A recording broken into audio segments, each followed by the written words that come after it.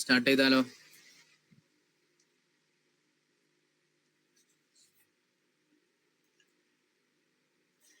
Okay, അപ്പൊ നമ്മള് ഇന്നലെ മിഞ്ഞാന്നൊക്കെയായി ഫസ്റ്റ് ചാപ്റ്ററും സെക്കൻഡ് ചാപ്റ്ററും അപ്പൊ നമ്മൾ ന്യൂറോൺസിനെ കുറിച്ച് ഡിസ്കസ് ചെയ്തു. എന്താണ് ബയോസൈക്കോളജി എന്ന് ആദ്യം ഡിസ്കസ് ചെയ്തു.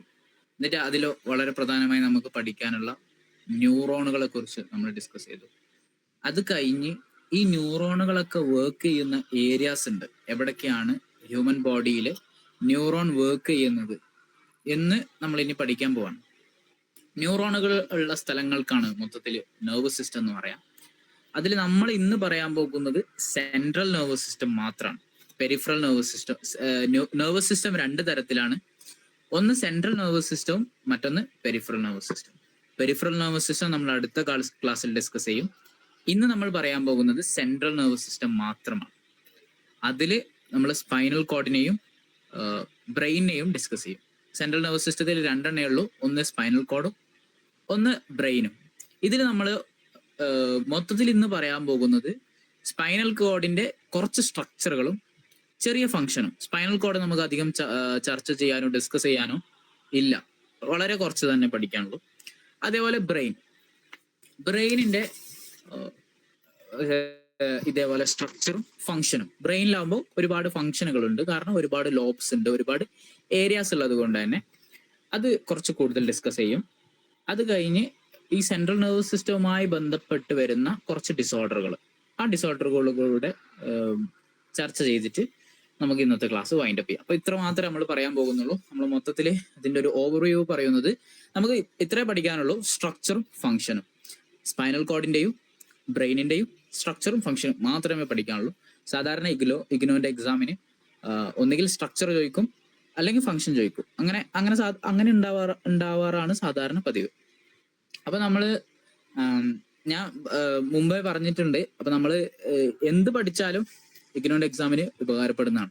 അപ്പൊ നമ്മളൊരു 4 സ്ട്രക്ചർ പഠിച്ചു വെക്കുക, ഒരു 2-3 ഫംഗ്ഷൻ പഠിച്ചു വെച്ചാൽ തന്നെ 10 മാർക്കിന് എഴുതാനുള്ളത് നമ്മളെ കയ്യിൽ ഉണ്ടാകും. അതേപോലെ ബ്രെയിനിന്റെയും അതേപോലെ കുറച്ച് സ്ട്രക്ചറും കുറച്ച് ഫംഗ്ഷനും മാത്രം നോക്കി വെച്ചാൽ തന്നെ നമുക്ക് അത്യാവശ്യം നല്ല രീതിയിൽ സ്കോർ ചെയ്യാൻ പറ്റും. അതാണ് ഇഗ്നോന്റെ എക്സാമിന്റെ ഒരു പ്രത്യേകത. അപ്പൊ നമ്മൾ വളരെ ഇന്നത്തെ കണ്ടന്റ് മൊത്തം ഒരു ബ്രീഫ് ഓവർവ്യൂ ആണ് തന്നത്. ഇനി നമുക്ക് ഇന്നത്തെ ക്ലാസ്സിലേക്ക് കടക്കാം. ആദ്യം പറയാൻ പോകുന്നത് കണ്ടന്റ് ആണ്. സെൻട്രൽ നെർവസ് സിസ്റ്റം അത് ഞാൻ ഇതുവരെ ചർച്ച ചെയ്തു. ഈ 3 കണ്ടന്റുകളാണ് ഇന്ന് ചർച്ച ചെയ്യുന്നത്. അതിനുശേഷം ഈ ഒരു ക്ലാസിഫിക്കേഷൻ ഇത് വളരെ ഇമ്പോർട്ടന്റ് ആണ്. ഇത് നമുക്ക് എക്സാമിന് വരുന്നില്ല എന്നുള്ളതല്ല, ആ ഒരു പോയിന്റ് ഓഫ് വ്യൂവിലല്ല, മൊത്തത്തിൽ നോക്കുകയാണെന്നുണ്ടെങ്കിൽ ഈ ഒരു ക്ലാസിഫിക്കേഷൻ വളരെ വളരെ ഇമ്പോർട്ടന്റ് ആയതാണ്. അതില് സെൻട്രൽ നെർവസ് സിസ്റ്റം, ഇത് നമ്മുടെ ടെക്സ്റ്റ് ബുക്കിലുള്ള ആ ഒരു ഡയഗ്രാം തന്നെയാണ്, 55 പേജ് നമ്പറിലുള്ള ഒരു. മൊത്തത്തിൽ അത് എന്തായാലും നോട്ട് ചെയ്ത് വെച്ചിരിക്കണം. നെർവസ് സിസ്റ്റത്തെ രണ്ടെണ്ണമായി തിരിക്കുന്നുണ്ട്, ഒന്ന് സെൻട്രൽ നെർവസ് സിസ്റ്റം, മറ്റൊന്ന് peripheral nervous system. Peripheral nervous സിസ്റ്റത്തിൽ തന്നെ രണ്ടെണ്ണം ഉണ്ട്, ഒന്ന് സെൻസറി ഡിവിഷൻ, അതായത് അല്ലെങ്കിൽ ആഫറൻ ഡിവിഷൻ, മറ്റൊന്ന് മോട്ടോർ ഡിവിഷൻ, അല്ലെങ്കിൽ നമ്മൾ വോളണ്ടറി എന്ന് പറയും, മറ്റേത് ഇൻവോളണ്ടറി എന്ന് പറയും. ഇൻവോളണ്ടറിയിൽ തന്നെ രണ്ടെണ്ണം ഉണ്ട്, അല്ലെങ്കിൽ മോട്ടറിൽ തന്നെ രണ്ടെണ്ണം ഉണ്ട്, ഒന്ന് ഓട്ടോണോമിക് നെർവസ് സിസ്റ്റം, മറ്റൊന്ന് somatic nervous system. Autonomic nervous സിസ്റ്റത്തില് വോളണ്ടറി ഇൻവോളണ്ടറി വരുന്നത് ഇവിടെയാണ്, മോട്ടോർ നെർവസ് സിസ്റ്റത്തിന്റെ താഴെയാണ്. അതിലൊന്ന് ഓട്ടോണോമിക് നെർവസ് സിസ്റ്റം, അത് ഇൻവോളണ്ടറി ആണ്. സൊമാറ്റിക് നെർവസ് സിസ്റ്റം അത് വോളണ്ടറി ആണ്. ഓട്ടോണോമിക് നെർവസ് സിസ്റ്റത്തിലെ 2 ഡിവിഷൻ വരുന്നുണ്ട്, ഒന്ന് സിമ്പത്തറ്റിക് നെർവസ് സിസ്റ്റം, മറ്റൊന്ന് പാരാസിമ്പത്തറ്റിക് നെർവസ് സിസ്റ്റം. അപ്പൊ ഈ ഒരു ക്ലാസിഫിക്കേഷൻ നിർബന്ധമായിട്ടും നോട്ട് ചെയ്ത് വെച്ചിരിക്കണം, അത് നമുക്ക് എല്ലാ രീതിയിലും ഉപകാരപ്പെടും. ഇനി നമ്മൾ പറയാൻ പോകുന്നത് എന്തിനാണ് central nervous system, spinal cord. നമ്മൾ പൊതുവെ പറഞ്ഞിട്ടുണ്ട് എന്തിന് സെൻട്രൽ നെർവസ് സിസ്റ്റത്തിന്റെ ഫംഗ്ഷനിൽ നമ്മൾ പറയുന്നുണ്ടല്ലോ, നമ്മുടെ സെൻസറി ആക്ടിവിറ്റീസും മോട്ടോർ ആക്ടിവിറ്റീസും കൺട്രോൾ ചെയ്യുന്ന പണിയാണ് സെൻട്രൽ നെർവസ് സിസ്റ്റത്തിലുള്ളത്. അതായത് ഈ എൻവറോൺമെന്റിൽ സംഭവിക്കുന്ന എല്ലാവിധ സ്റ്റിമുലൈകളും നമ്മൾ എങ്ങനെ സെൻസ് ചെയ്യുന്നു, എന്നിട്ട് നമ്മൾ എങ്ങനെയാണ് റിയാക്ട് ചെയ്യുന്നത്, സെൻസേഷനും ഒരു മോട്ടോർ ആക്ടിവിറ്റിയും കൂടെയാണ് ഇവിടെ സംഭവിക്കുന്നത്. അതുകൊണ്ടാണല്ലോ നമ്മൾ സെൻസറി ന്യൂറോണും മോട്ടോർ ന്യൂറോൺസ് ഉള്ളത്. അപ്പോ അങ്ങനെയാണ് ഉള്ളത്. അത് ചില സെൻസേഷനുകളൊക്കെ നമ്മളിപ്പോ എല്ലാവിധ സെൻസേഷനുകളും നമ്മൾ സെൻസ് ചെയ്യുന്ന സമയത്ത് അതിന്റെ ന്യൂറോണുകൾ ബ്രെയിനിലേക്ക് എത്തിക്കൊള്ളണമെന്നില്ല. ബ്രെയിൻ ആണ് ഒരു പ്രധാനപ്പെട്ട സെൻട്രൽ നെർവസ് സിസ്റ്റം. അപ്പൊ നമ്മൾ ബ്രെയിനിലേക്ക് എത്തുന്നു, ബ്രെയിൻ ഇന്റർപ്രിറ്റ് ചെയ്യുന്നത് എന്താണ് സംഭവം. ഇപ്പൊ നമുക്ക് ചൂട് അനുഭവിക്കപ്പെടുകയാണ്, ചൂട് അനുഭവിക്കുന്നത് നമ്മുടെ സ്കിന്ന്, അപ്പൊ ടെമ്പറേച്ചർ അനുഭവിക്കുന്നത് നമ്മുടെ സ്കിൻ എന്നുള്ള സെൻസേഷനിലൂടെയാണ്. അപ്പൊ സ്കിന്നിലൂടെ സെൻസ് ചെയ്ത് എടുത്തിട്ട് നമ്മുടെ ബ്രെയിൻ അത് ഇന്റർപ്രറ്റ് ചെയ്യുന്നു. ഇത് നമ്മുടെ പെരേറ്റൽ ലോബിലായിരിക്കും, ബ്രെയിനിന്റെ പെരേറ്റൽ ലോബില് ബ്രെയിൻ ഇന്റർപ്രറ്റ് ചെയ്ത് തരുന്നു, ഇത് ചൂടാണ്, നമുക്കിപ്പോ ചൂട് അനുഭവിക്കപ്പെടുന്നുണ്ട്. നമ്മൾ എന്നിട്ട് സ്വെറ്റ് ഗ്ലാൻഡിനെ പ്രൊഡ്യൂസ് ചെയ്യും, സ്വെറ്റ് വേർക്കും. അപ്പോഴാണ് സ്വെറ്റ് ഗ്ലാൻഡിനെ പ്രൊഡ്യൂസ് ചെയ്യുമ്പോഴാണ് നമ്മൾ വേർക്കുക. അപ്പൊ നമ്മൾ ചൂട് അനുഭവപ്പെടുന്നുണ്ട് എന്ന് നമുക്ക് എങ്ങനെയാണ് അറിയുന്നത്? നമ്മുടെ ബ്രെയിൻ ഇന്റർപ്രറ്റ് ചെയ്യാണ്. ബ്രെയിൻ വർക്ക് ആവാത്ത ഒരാൾ, ബ്രെയിൻ ഡെത്ത് സംഭവിച്ച അല്ലെങ്കിൽ ബ്രെയിന് തീരെ വർക്ക് ആവാത്ത ഒരാൾക്ക് ചൂട് സെൻസ് ചെയ്യുന്നുണ്ടെങ്കിലും പെർസീവ് ചെയ്യാൻ കഴിയില്ല, കാരണം ബ്രെയിൻ വർക്കിംഗ് അല്ല. അതുകൊണ്ട് തന്നെ നമ്മുടെ എന്ത് സെൻസേഷൻ ഉണ്ടെങ്കിലും അതിന്റെ സെൻസറി ന്യൂറോൺ വഴി അത് ബ്രെയിനിലേക്ക് എത്തുന്നു. ബ്രെയിൻ മോട്ടോർ ന്യൂറോണുകളിലൂടെ നമുക്ക് സെൻസേഷൻ തരുന്നു, പെർസെപ്ഷൻ തരുന്നു. അപ്പോ ഇവിടെ പറഞ്ഞു വെക്കുന്ന ഒരു പ്രധാനപ്പെട്ട കാര്യം എന്താന്ന് വെച്ചാൽ, എല്ലാവിധ സെൻസേഷനുകളും നമുക്ക് ബ്രെയിനിൽ എത്തിക്കൊള്ളണമെന്നില്ല. ചില സെൻസേഷനുകളൊക്കെ, ചെറിയ ചെറിയ റിഫ്ലക്സുകളൊക്കെ അത് സ്പൈനൽ കോഡിൽ വന്ന് തന്നെ നമുക്ക് പെർസീവ് ചെയ്യാൻ പറ്റും. നമുക്ക് പെട്ടെന്ന് ഉണ്ടാകുന്ന ചില റിഫ്ലക്സുകളുണ്ട്. പെട്ടെന്ന് നമ്മൾ ഒരു ചൂടുള്ള ഒരു സംഭവം, ഒരു തീയിലോ അല്ലെങ്കിൽ എവിടെയെങ്കിലൊക്കെ കൈ വെക്കുന്ന സമയത്ത് നമ്മൾ പെട്ടെന്ന് തന്നെ അതിന് റിയാക്ട് ചെയ്യും. നമ്മൾ അതിന് ഒരുപാട് ടൈം എടുക്കുന്നില്ല, നമ്മൾ ബ്രെയിനിലേക്ക് പോകുന്നു, ബ്രെയിനിൽ തിരിച്ചു വരുന്നു, എന്നിട്ട് നമ്മൾ കൈ തിരിച്ചെടുക്കുമ്പോൾ അങ്ങനെ ഒരു റിയാക്ഷനിലേക്ക് എത്തുന്ന സമയത്ത് അങ്ങനെയൊക്കെ ബുദ്ധിമുട്ടി ബ്രെയിനിലേക്ക് എത്തി ഒരുപാട് ടൈം എടുത്തു കൊള്ളണമെന്നില്ല. അത്തരം സെൻസിറ്റീവ് ആയിട്ടുള്ള ടെമ്പറേച്ചറുകളോ ഒരു സ്റ്റിമുലയോ ഉണ്ടാകുമ്പോൾ നമ്മുടെ സ്പൈനൽ കോഡിൽ തന്നെ ആ ഒരു ഇൻഫർമേഷൻ എത്തുകയും അത് നമ്മൾ പെട്ടെന്ന് തന്നെ റിയാക്ട് ചെയ്യുകയും ചെയ്യും. ആ കാര്യം ഒന്ന് ഓർത്തു വെക്കാം. അപ്പൊ എന്താണ് സ്പൈനൽ കോഡിന്റെ ഫംഗ്ഷൻ എന്ന് ചെറിയ രീതിയിൽ മാത്രമേ ഞാൻ ഇപ്പൊ പറഞ്ഞിട്ടുള്ളൂ. ഇനി ഇതെന്താണെന്ന് നമ്മൾ വിശദമായി നമ്മുടെ ടെക്സ്റ്റ് ബുക്കിൽ പറയുന്നുണ്ട്.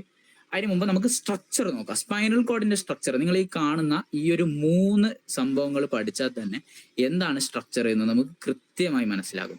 ഒന്ന് സിലിണ്ട്രിക്കൽ, നമ്മുടെ സാധാ സിലിണ്ടർ ഒക്കെ ഉള്ളതുപോലെ നമ്മുടെ സ്പൈനൽ കോഡ് എവിടെയാണ് സിറ്റുവേറ്റ് ചെയ്യുന്നത്? നമ്മുടെ സ്പൈനിലാണ്. സ്പൈനിൽ എന്ന് പറയുമ്പോൾ നമ്മുടെ നടു, നമ്മുടെ ഊര എന്ന് പറയുന്നത് നമ്മളെ ഈ ബാക്ക് ഏരിയയിൽ, നമ്മളെ പുറം ഭാഗത്ത് ഇങ്ങനെ ഒരു രീതിയിൽ ഇങ്ങനെ രീതിയിൽ നിൽക്കുന്നതാണ് നമ്മുടെ സ്പൈനൽ കോഡ്. അപ്പം അതൊരു സിലിണ്ട്രിക്കൽ ഷേപ്പാണ്. എന്നിട്ട് അതിന് ഒരുപാട് ട്രാക്റ്റുകളുണ്ട്. ലെഫ്റ്റിലേക്ക് പോകുന്ന ട്രാക്റ്റും റൈറ്റിലേക്ക് പോകുന്ന ട്രാക്റ്റുകളും, ഇങ്ങനെ ഒരുപാട് ട്രാക്റ്റുകളുള്ള ഒരുപാട് സ്പൈനൽ നെർവ്സ് ഉണ്ട്. ഏകദേശം 31ഓളം വരുന്ന സ്പൈനൽ നെർവ്സ് നമ്മുടെ സ്പൈനൽ കോഡിലുണ്ട്. സ്ട്രക്ചറിൽ നമ്മൾ അതും കൂടെ ഒന്ന് നോട്ട് ചെയ്ത് വെക്കുക. 45 സെന്റിമീറ്റർ ലോങ് ആണ് നമ്മുടെ സ്പൈനൽ കോഡ് ഉണ്ടാവുക. 45 സെന്റിമീറ്റർ ആണ്. അതൊരു സ്ട്രക്ചർ, അതൊരു പോയിന്റ് ആണ്. വേർട്ടിബ്ര എന്ന് പറയുന്ന ഒരു സംഭവം, അതുകൊണ്ടാണ് അത് പ്രൊട്ടക്ട് ചെയ്തിരിക്കുന്നത്. നമ്മുടെ ബ്രെയിനിലാവും നമ്മൾ കമ്പയർ ചെയ്ത് പഠിക്കുമ്പോഴാണ് നമുക്ക് ഒന്നും കൂടി ക്ലാരിറ്റി ഉണ്ടാവുക. ബ്രെയിനിൽ എന്താണ്, എവിടെയാണ് സിറ്റുവേറ്റ് ചെയ്യുന്നിരിക്കുന്നത്? അത് സ്കല്ലിലാണ്. ഇവിടെ സ്പൈനിലാണ്. സ്പൈനൽ കോഡ് ഉള്ളത് സ്പൈനിലാണ്, ബ്രെയിൻ ഉള്ളത് സ്കല്ലിലാണ്. ആ പോയിന്റ് ഒന്ന് നോട്ട് ചെയ്ത് വെച്ചേക്കുക. പിന്നെ ഗ്രേ മാറ്റർ, സ്പൈനൽ കോഡിനെ പ്രൊട്ടക്ട് ചെയ്യുന്ന മറ്റൊരു പ്രധാനപ്പെട്ട സംഭവം അത് ഗ്രേ മാറ്റർ ആണ്. ഗ്രേ മാറ്റർ ഇൻക്ലൂഡഡ് ആയിട്ടാണ്. അത് ഇന്നർ H ഷേപ്പ്ഡ് റീജൻ, ഒരു H ഷേപ്പ് ആയിട്ടില്ല. നമ്മുടെ ഇതിൽ തന്നെ നമ്മുടെ ടെക്സ്റ്റ് ബുക്കിൽ അതിന്റെ ഒരു രീതി കൊടുത്തിരുന്നു. ടെക്സ്റ്റ് ബുക്കിൽ ആ ഒരു സംഭവം ഇല്ല. ഇത് നമുക്ക് നമ്മുടെ PPT കാണാൻ സാധിക്കും. ആ ഒരു H പോലത്തെ ഒരു ഷേപ്പിലാണ് നമ്മുടെ സ്പൈനൽ കോഡ് കാണുന്നത്. അത് നമ്മുടെ ഈ സ്പൈനൽ കോഡ് ഇങ്ങനെയാണെന്നുണ്ടെങ്കിൽ അത് നമ്മൾ സ്ലൈസ് ചെയ്തെടുത്തിട്ട് നമ്മൾ ഇങ്ങനെ നോക്കുക, അതിന്റെ പൊസിഷൻ ഇങ്ങനെ നോക്കുകയാണെന്നുണ്ടെങ്കിൽ അതൊരു H ഷേപ്പിലായിരിക്കും ഉണ്ടാവുക എന്നാണ് ഇവിടെ പറഞ്ഞു വെക്കുന്നത്. പിന്നെ സെൽ ബോഡികളുണ്ട്, ഇന്റർ ന്യൂറോൺസ് ഉണ്ട്. ഇന്റർ ന്യൂറോൺസ് എന്നാണ് നമ്മൾ ഇന്നത്തെ ക്ലാസ്സിൽ പറഞ്ഞു. ന്യൂറോണുകൾ പരസ്പരം അങ്ങോട്ടും ഇങ്ങോട്ടും ഇൻഫർമേഷൻ പാസ് ചെയ്യുന്നതിനെ കുറിച്ചാണ് ഇന്റർ ന്യൂറോൺസ് എന്ന് പറയുക. നമ്മൾ സെൻസറി ന്യൂറോണുകളെ കുറിച്ച് പറഞ്ഞു, മോട്ടോർ ന്യൂറോണുകളെ കുറിച്ച് പറഞ്ഞു. അതിനൊപ്പം തന്നെയുള്ള മറ്റൊരു സംഭവമാണ് ഇന്റർ ന്യൂറോൺ. അതൊന്ന് നോട്ട് ചെയ്ത് വെക്കുക. മറ്റൊന്ന് വൈറ്റ് മാറ്റർ ആണ്. White matter outer layer, spinal കോഡിന്റെ ഏറ്റവും പുറം ഭാഗത്തുള്ള, അതുകൊണ്ടാണ് നമുക്ക് വൈറ്റ് കളറായിട്ട് സ്പൈനൽ കോഡ് കാണുന്നത്. വൈറ്റ് മാറ്റർ ആണ് അവിടെ ഉള്ളത്. അത് അവിടെ ഫുള്ള് ഉണ്ടാകുന്ന ന്യൂറോണുകളുടെ ആക്സോണുകൾ മൈലിനേറ്റഡ് ആണ്. ആ പോയിന്റ് ഓർത്ത് വെക്കുക. ഔട്ടർ സ്പൈനൽ കോഡിന്റെ ഔട്ടർ ലെയറിലുള്ള എല്ലാവിധ ന്യൂറോണുകളുടെ ആക്സോണുകളും മൈലിനേറ്റഡ് ആണ്. നമ്മൾ ഇന്നലെ ന്യൂറോണിന്റെ വ്യത്യസ്ത ടൈപ്പുകൾ പറഞ്ഞു, മൈലിനേറ്റഡ് പറഞ്ഞു, നോൺ മൈലിനേറ്റഡ് ആയിട്ടുള്ള ന്യൂറോണുകളെ കുറിച്ച് പറഞ്ഞു. ഇവിടെ ഉള്ളത് എല്ലാം മൈലിനേറ്റഡ് ആയിട്ടുള്ള ന്യൂറോണുകളാണ് എന്ന പോയിന്റ് കൂടെ ഓർത്തു വെക്കാം. പിന്നെ ഇതിൽ പറയുന്നത്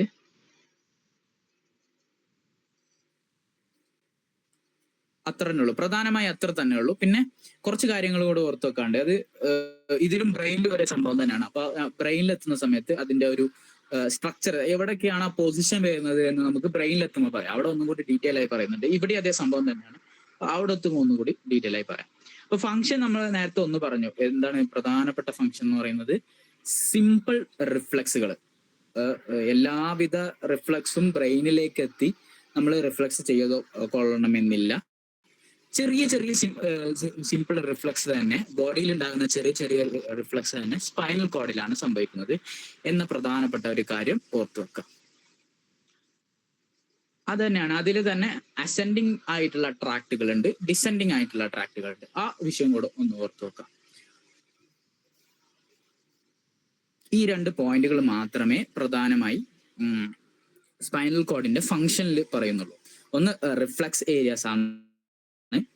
ഇത് നമ്മൾ റാപ്പിഡ് ആയിട്ടുള്ള റെസ്പോൺസുകൾ, നീ ജേക്ക് എന്ന് പറയുമ്പോൾ പെട്ടെന്ന് നമ്മുടെ മുട്ടിലുണ്ടാകുന്ന ആ ഒരു ഇളക്കം, അത് നീ ജേക്ക് റിഫ്ലക്സ് ഉണ്ടാകുന്നത്. അതേപോലെ നമുക്ക് ഒരു ചൂടിൽ കൈവെക്കുന്ന സമയത്ത് പെട്ടെന്ന് എടുക്കുന്ന അത്തരം റിയാക്ഷനുകൾ, റിഫ്ലക്സുകളൊക്കെ ഉണ്ടാകുന്നത് ഒരു റിഫ്ലക്സ്, അതൊരു ഫംഗ്ഷനാണ്. മറ്റൊന്ന് സെൻസറി ഓർ മോട്ടർ പാത്വേസ്. ഇത് നേരത്തെ പറഞ്ഞ അതിന്റെ ഒരു സബ് ഡിവിഷൻ തന്നെ ആയിട്ട് വരുള്ളൂ. സ്പൈനോതാൽമിക് ട്രാക്ട്, ഒന്ന് പ്രധാനപ്പെട്ട പെയിന് ടെമ്പറേച്ചർ പോലത്തെ ആ ഒരു സംഭവം, പെയിന് ടെമ്പറേച്ചർ പോലത്തെ സ്റ്റിമുലസ്, അത് പെട്ടെന്ന് സെൻസും റിഫ്ലക്സും ചെയ്യാനുള്ള ഒരു ഫംഗ്ഷൻ ഉണ്ട്. പിന്നെ കോർട്ടിക്കോ സ്പൈനൽ ട്രാക്ട് എന്ന് പറയും. എന്ന് വെച്ചാൽ വോളണ്ടറി മൂവ്മെന്റുകൾ. വോളണ്ടറി മൂവ്മെന്റുകൾ എന്ന് പറയുമ്പോൾ നമ്മൾ ഇന്റൻഷനലി ആയി ചെയ്യുന്ന മൂവ്മെന്റുകൾ. ഞാനിപ്പോൾ വിചാരിക്കുകയാണ് എന്റെ ഈ കയ്യിലുള്ള ഈ പെൻ താഴെ ഇടണം എന്ന് വിചാരിക്കുകയാണ്, അതേപോലെ ഞാൻ എടുക്കണം എന്ന് വിചാരിക്കുകയാണ്. ഇതൊക്കെ എന്റെ വോളണ്ടറി ആയിട്ടുള്ള മൂവ്മെന്റുകളാണ്. പക്ഷെ എന്റെ ബോഡിയിൽ തന്നെ ഡൈജഷൻ സംഭവിക്കുന്നുണ്ട്, ബ്ലഡ് ഫ്ലോ നടക്കുന്നുണ്ട്, ഹാർട്ട് ബീറ്റ് സംഭവിക്കുന്നുണ്ട്. ഇതൊക്കെ ഇൻവോളണ്ടറി ആയിട്ട് സംഭവിച്ചുകൊണ്ടിരിക്കുകയാണ്. അപ്പൊ അതിന് സ്പൈനൽ കോഡിന് വലിയ റോളില്ല. സ്പൈനൽ കോഡിന് റോൾ ഉള്ളത് കോർട്ടിക്കോ സ്പൈനൽ ട്രാക്ട് എന്ന് പറയുന്ന വോളണ്ടറി മൂവ്മെന്റുകൾക്ക് മാത്രം. അപ്പോ നമുക്ക് മനസ്സിലായി, ഫംഗ്ഷനിൽ തന്നെ രണ്ട് പ്രധാനപ്പെട്ട ഫംഗ്ഷൻ പറയുന്നുണ്ട്. ഓക്കെ, ഇപ്പൊ ശരിയായോ? ഹലോ, ഇപ്പൊ കറക്റ്റായി കേൾക്കാൻ പറ്റുന്നുണ്ടോ? ഹലോ,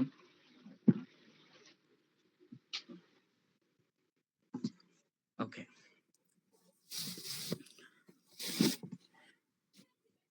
ഓക്കെ, അപ്പൊ രണ്ടാമത്തെ പ്രധാനപ്പെട്ട ഫംഗ്ഷൻ ആണ്. ഈ ഒരു സ്ലൈഡിലുള്ള ആ ഒരു പോയിന്റ് തന്നെ നോട്ട് ചെയ്ത് വെച്ചാൽ തന്നെ നമുക്ക് ആ വിഷയം മനസ്സിലാവും. ഒന്ന് സ്പൈനോതാൽമിക് ആയിട്ടുള്ള ട്രാക്ട്, അതായത് പെയിനോ ടെമ്പറേച്ചറോ ആയിട്ടുള്ള കാര്യങ്ങൾ. പിന്നെ കോർട്ടിക്കോ സ്പൈനൽ ആയിട്ടുള്ള ട്രാക്ട്, അത് വോളണ്ടറി മൂവ്മെന്റുകൾ. വോളണ്ടറി മൂവ്മെന്റ് എന്താന്ന് കൂടെ പറഞ്ഞു. ഇനി നമ്മൾ അടുത്തതായി പറയാൻ പോകുന്നത് ബ്രെയിൻ ആണ്. സ്പൈനൽ കോഡ് എന്ന് പറയുന്ന സാധനം ഇത്രയേ ഉള്ളൂ. അപ്പൊ ഈ പറഞ്ഞ ഈ 8 കാര്യങ്ങൾ, ഈ ഒരു 8 കാര്യങ്ങൾ നമ്മൾ വലുതാക്കി ഒന്ന് പൊലിപ്പിച്ച് ഉഷാറാക്കിയിട്ട് ഒരു കണ്ടാൽ ഒരു മാർക്ക് കിട്ടുന്ന ഒരു രീതിയിലൊക്കെ എഴുതി പൊലിപ്പിച്ചാൽ തന്നെ നമുക്ക് ഇഗ്നോയിൽ അത്യാവശ്യം മാർക്ക് കിട്ടും. പിന്നെ പറയാൻ പോകുന്നത് ബ്രെയിനിലും നമ്മൾ ഈ നേരത്തെ പറഞ്ഞ പോലെ ഇത്രേ കാര്യങ്ങളെ പറയുന്നുള്ളൂ. കുറച്ച് സ്ട്രക്ചറും കുറച്ച് ഫങ്ഷൻസും മാത്രമേ പറയുന്നുള്ളൂ. അപ്പൊ അതും കൂടെ പറഞ്ഞിട്ട് നമുക്ക് ഇന്നത്തെ ക്ലാസ് വൈൻഡപ്പ് ചെയ്യാം. ഒന്ന് ബ്രെയിനിന്റെ അനാട്ടമിയാണ്. അത് ഞാൻ നേരത്തെ പറഞ്ഞില്ല, കുറച്ച് കാര്യങ്ങൾ പറയാന്ന്, അത് ഇവിടെ ഞാൻ പറയുന്നത്. അപ്പോൾ ബ്രെയിന് പഠിക്കാൻ വേണ്ടിയിട്ട് സാധാരണ നമുക്കറിയാം, ബ്രെയിൻ മനുഷ്യന്റെ ശരീരത്തിലെ എല്ലാവിധ ഫങ്ഷനുകളെയും നിയന്ത്രിക്കുന്ന ഒരു പ്രധാനപ്പെട്ട അവയവമാണ് ബ്രെയിൻ. ഏകദേശം 1.5 കിലോ മാത്രം വെയിറ്റ് ഉള്ള ഈ ഒരു ബ്രെയിനിലാണ് മനുഷ്യൻ ചെയ്യുന്ന എല്ലാവിധ കാര്യങ്ങളുടെയും കൺട്രോൾ നടക്കുന്നത്. എല്ലാവിധ മൂവ്മെന്റുകൾ നമ്മൾ ഹയർ ഓർഡർ തിങ്കിങ്ങുകൾ, നമ്മുടെ സെൻസേഷൻ പെർസെപ്ഷന്റെ ഇന്റർപ്രിട്ടേഷൻ നടക്കുന്നത്, നമുക്ക് കേൾക്കുന്നുണ്ട് എന്ന വിഷയം നമ്മൾ തന്നെ അറിയുന്നത്. നമ്മൾ എങ്ങനെയാണ് നമ്മൾ കേൾക്കുന്നുണ്ട് എന്ന് നമ്മൾ അറിയുന്നത്? അത് നമ്മുടെ ബ്രെയിൻ കൊണ്ടാണ്. ബ്രെയിൻ ഡെത്ത് സംഭവിച്ച ഒരാൾക്ക് ഈ സംഭവങ്ങളൊന്നും ഉണ്ടാവുകയില്ല. അപ്പോൾ അതാണ് ബ്രെയിനിന്റെ ഒരു പ്രാധാന്യം നിങ്ങൾക്ക് ഞാൻ പറയാതെ തന്നെ നിങ്ങൾക്കത് കൃത്യമായി മനസ്സിലാകും. ഇതിൽ പ്രധാനമായി പറയുന്നത്, നേരത്തെ നമ്മൾ പറഞ്ഞു, ബ്രെയിൻ സിറ്റുവേറ്റ് ചെയ്തിരിക്കുന്നത് മനുഷ്യന്റെ സ്കല്ലിലാണ്. സ്പൈനൽ കോഡ് സ്പൈനിലാണ് എന്നുണ്ടെങ്കിൽ ബ്രെയിൻ ഉള്ളത് സ്കല്ലിലാണ്. സ്കല്ല് എന്ന് പറയുമ്പോൾ നമ്മുടെ ഈ തലയോട്ടി, നമ്മുടെ ഈ അസ്ഥികൂടമൊക്കെ കാണുന്ന സമയത്ത് അതിന്റെ പുറം ഭാഗം ഉണ്ടാവും, ആ തലയോട്ടിക്കാണ് നമ്മൾ സ്കല്ല് എന്ന് പറയാം. അപ്പൊ ഈ ബ്രെയിനിനെ കുറിച്ച് പഠിക്കാൻ വേണ്ടി ഒരുപാട് സ്ലൈസുകൾ നടത്തിയിട്ടാണ് ആദ്യം പഠനം നടത്തുക. അപ്പൊ ബ്രെയിൻ സ്റ്റഡി എക്സ്പെരിമെന്റും ലാബിലൊക്കെ അവർ ചെയ്തു നോക്കുന്നത്, ഒരു ബ്രെയിൻ എടുക്കുന്നു, 2 തരത്തിലുള്ള സ്ലൈസ് ഉണ്ട്. നമ്മുടെ ടെക്സ്റ്റ് ബുക്കിൽ പറയുന്ന കാര്യങ്ങളാണ്. പേജ് നമ്പർ 58 നോക്കിയാൽ മതി. 2 തരത്തിലുള്ള സ്ലൈസ് പറയുന്നുണ്ട്. ഒന്ന് ഹൊറിസോണ്ടൽ ആയിട്ടുള്ള സ്ലൈസും മറ്റൊന്ന് വേർട്ടിക്കൽ ആയിട്ടുള്ള സ്ലൈസ്. ഈ 2 സ്ലൈസിനെയും ഓർത്തു വെക്കുക. ഹൊറിസോണ്ടൽ ആയിരിക്കുന്ന സമയത്ത് നമുക്ക് ഏറ്റവും കൂടുതൽ ഹൈൻ ബ്രെയിനിന്റെ റീജിയൻ കാണാൻ പറ്റും, ഉള്ളിലെ ബ്രെയിനിന്റെ ഏരിയാസ് നമുക്ക് കാണാൻ പറ്റും. അതേപോലെ വേർട്ടിക്കൽ ആയിട്ടുള്ള സ്ലൈസ് ആണെന്നുണ്ടെങ്കിൽ നമുക്ക് പുറത്തുള്ള ഏകദേശം ഏരിയകൾ എങ്ങനെയാണെന്ന് നമുക്ക് കാണാൻ പറ്റും. അപ്പൊ ആ 2 രീതിയിൽ എങ്ങനെയാണ് ബ്രെയിൻ സ്റ്റഡി നടത്തുന്നത് എന്ന് ആ ഒരു 2 സംഭവങ്ങൾ ഓർത്തു വെക്കുക. മറ്റൊന്ന്, ഏതൊക്കെ ഏരിയാസ് ആണ്. ഇപ്പോൾ പൊതുവേ ബ്രെയിനിനെ കുറിച്ച് പറയുമ്പോൾ ഇന്ന ഏരിയ സിറ്റുവേറ്റഡ് ആണ്, പ്രീ ഫ്രണ്ടൽ ലോബിലാണെന്ന് പറയും. പ്രീ ഫ്രണ്ടൽ ലോബിലാണെന്ന് പറയുമ്പോൾ മുമ്പിലെ ഇടത്തെ ഭാഗത്താണ്, അല്ലെങ്കിൽ ലെഫ്റ്റ് ഫ്രണ്ടൽ ലോബ്, അല്ലെങ്കിൽ പ്രീ ഫ്രണ്ടൽ ലോബ് പറയുമ്പോൾ ഫ്രണ്ടിന്റെയും ഒന്നും കൂടി മുന്നിലുള്ള കാര്യം. ഫ്രണ്ടൽ ലോബ് പറയുമ്പോൾ ഫ്രണ്ടൽ ലോബ് തന്നെയാണ്, പക്ഷെ പ്രീ അല്ല, അപ്പൊ കുറച്ച് ബാക്ക്. പിന്നെ ലെഫ്റ്റ് ഫ്രണ്ടൽ പറയുമ്പോൾ ലെഫ്റ്റ് സൈഡ് മാത്രം, റൈറ്റ് ഫ്രണ്ടൽ പറയുമ്പോൾ റൈറ്റ് സൈഡ് മാത്രം, ആന്റീരിയർ എന്ന് പറയുമ്പോൾ മുമ്പിൽ മാത്രം, പോസ്റ്റീരിയർ എന്ന് പറയുമ്പോൾ ബാക്കിൽ മാത്രം, ഡോർസൽ എന്ന് പറയുമ്പോൾ താഴെ, ഡോർസൽ എന്ന് പറയുമ്പോൾ മേലെ, വെൻട്രൽ എന്ന് പറയുമ്പോൾ താഴെ. അപ്പൊ ഈ കുറച്ച് കാര്യങ്ങൾ, അതായത് ഈ 4 കാര്യങ്ങൾ ഓർത്തു വെക്കുക. ഒന്ന് ഡോർസൽ, ഒന്ന് വെൻട്രൽ, ഒന്ന് ആന്റീരിയർ, ഒന്ന് പോസ്റ്റീരിയർ. ഈ 4 ഏരിയാസ് വളരെ ഇമ്പോർട്ടൻ്റ് ആണ്. പ്രധാനപ്പെട്ട സ്ട്രക്ചർ എന്താന്ന് വെച്ചാൽ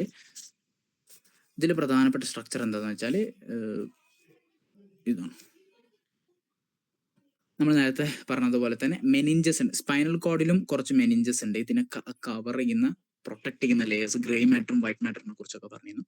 അതേപോലെ ബ്രെയിനിലും പ്രൊട്ടക്ട് ചെയ്യുന്ന ഒരു 4 ലേയേഴ്സ് ഉണ്ട്. ഒരു പ്രധാനപ്പെട്ട 3-4 ലേയേഴ്സ് ഉണ്ട്. അത് ഒന്ന് ഏതാന്ന് വെച്ചാൽ, മൊത്തത്തിൽ പ്രൊട്ടക്ട് ചെയ്യുന്ന ആ ഒരു സംഭവത്തെ പറയുന്ന പേരാണ് മെനിഞ്ചസ്. നോട്ട് ചെയ്ത് വെക്കുക. ആ നമ്മുടെ ബ്രെയിനിനെ പ്രൊട്ടക്ട് ചെയ്യുന്ന ആ ഒരു സംഭവം, ആ ഒരു 4 ലേയേഴ്സിനെ പറയുന്ന പേരാണ് മെനിഞ്ചസ്. അതിൽ ഒന്നാമത്തെ ഇതിന്റെ പേരാണ്, ഫസ്റ്റ് ലെയറിന്റെ പേരാണ് ഡ്യൂറാ മാറ്റർ. ഫസ്റ്റ്, അതായത് സ്കല്ല് കഴിഞ്ഞ് തൊട്ടുടനെയുള്ള പ്രൊട്ടക്ഷൻ ചെയ്യുന്ന മെനിഞ്ചസിന്റെ പേരാണ് ഡ്യൂറാ മാറ്റർ. നമുക്കറിയാം, വളരെ തിക്ക് ആൻഡ് ടഫ് ആയിട്ടുള്ള ഒരു ലെയറാണ്, ഒരു മാറ്ററാണ് ഈ നമ്മുടെ ഡ്യൂറാ മാറ്റർ. അപ്പൊ ഈ ഡ്യൂറാ മാറ്റർ നമുക്ക് എന്തായാലും ഒബ്വിയസ്ലി അങ്ങനെ തന്നെ ആയിരിക്കണം. കാരണം എന്തെങ്കിലും സംഭവിക്കുന്ന സമയത്ത് പെട്ടെന്ന് അങ്ങനെ പൊട്ടുന്നില്ല തല. അല്ലെങ്കിൽ നമ്മുടെ എത്രയോ പ്രാവശ്യം നമ്മൾ വീഴുന്നുണ്ട്, ചെറുപ്പത്തിലും വലുപ്പത്തിലും ഒക്കെ ആയിട്ട് ഒരുപാട് തവണ നമ്മൾ വീഴുന്നുണ്ട്. വീഴുമ്പോൾ പോലും പെട്ടെന്ന് നമ്മുടെ സ്കല്ല് പൊട്ടൂല. പിന്നെ ഇപ്പൊ അടുത്ത് കോഴിക്കോട് താമരശ്ശേരി നടന്ന ഒരു സംഭവം, ആ കുട്ടിയുടെ സ്കല്ല് അടിച്ചു പൊളിച്ചിരുന്നതാണ്, ഷഹബാസിന്റെ. ആ സ്കല്ല് പൊട്ടിയിരുന്നു എന്നാണ്.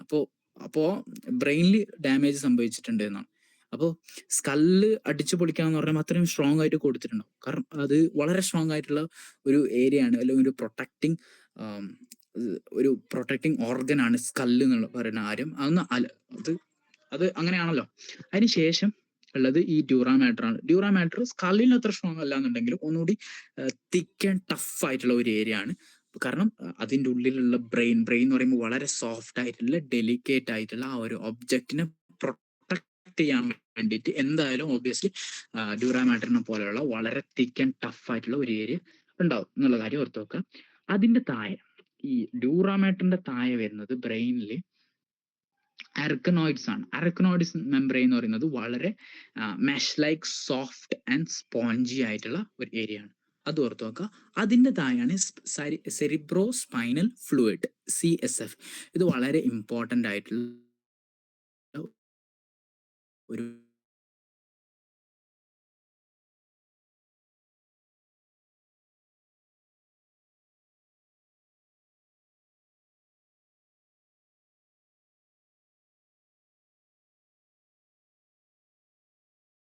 ഫ്ലൂയിഡ് ആണ് നമ്മുടെ ബ്രെയിനിന്റെ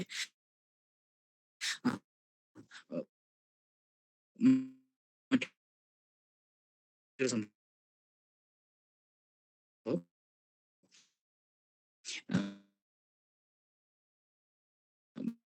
ബ്രെയിനിന്റെ ഒരു സ്ട്രക്ചർ എന്ന് പറയുമ്പോൾ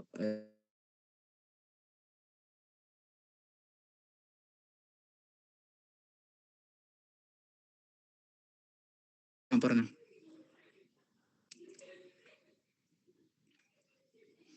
ഡൗട്ട് ഉണ്ടോ?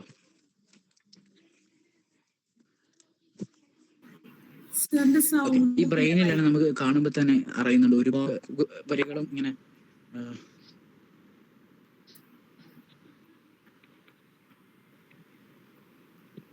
ഇപ്പൊ ക്ലിയർ ആയോ? ഇപ്പൊ കേൾക്കുന്നുണ്ടോ പറയുന്നേ? ഇപ്പൊ ക്ലിയർ ആയോ?